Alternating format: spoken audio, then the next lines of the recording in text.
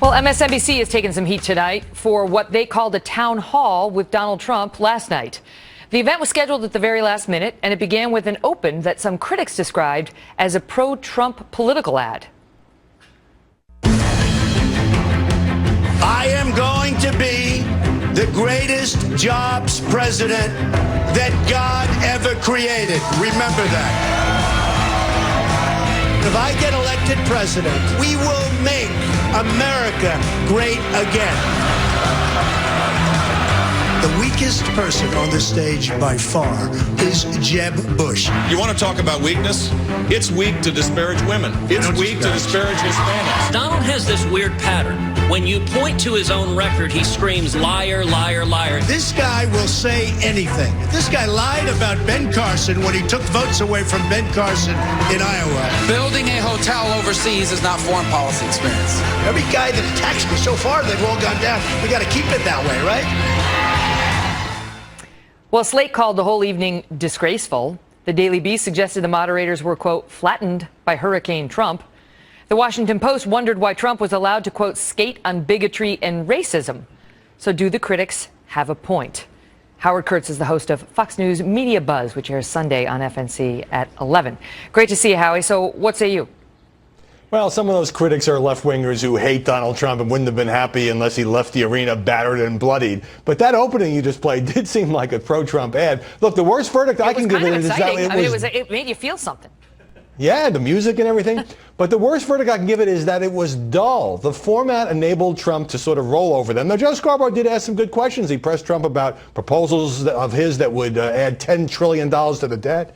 Exactly how he replaced Obamacare. Did he have the temperament to be president? But there's something about the way it was shot and the embarrassingly soft questions from the audience. Oh, will you negotiate better trade deals? That just gave Trump a big advantage. And that's part of your duty when you do these town halls. You're going to take audience questions.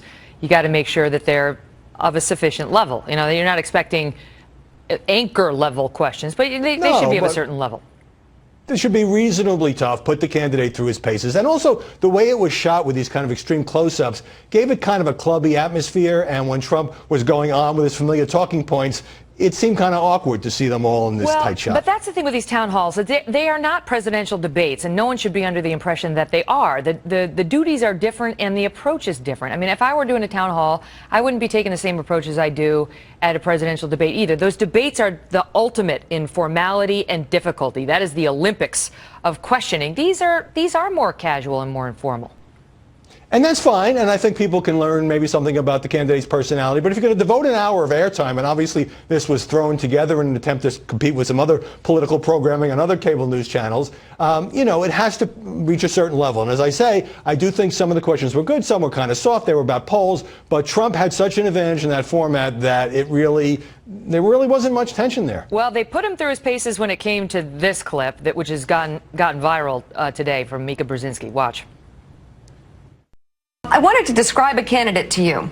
The candidate is considered a political outsider by all the pundits. He's tapping into the anger of the voters, delivers a populist message. He believes everyone in the country should have health care. He advocates for hedge fund managers to pay higher taxes. He's drawing thousands of people at his rallies and bringing in a lot of new voters to the political process. And he's not beholden to any super PAC.